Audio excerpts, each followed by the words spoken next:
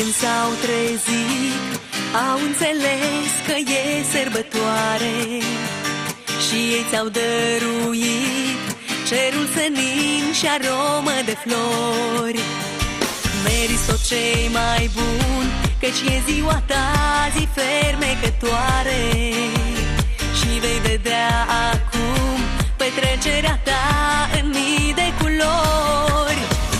Din nou e ziua ta, din nou îți cânt la aniversare și strălucește privirea ta ca un diamant ademenitor.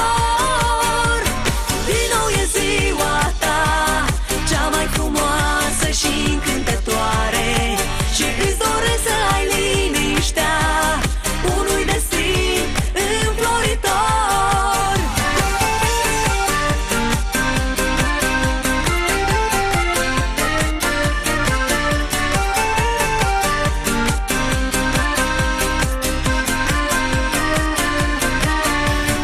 Îți voi aduce în dar tot ce-ți dorești și tot ce-ai visat, și îți voi spune iar un la mulți ani cu zâmbet curat.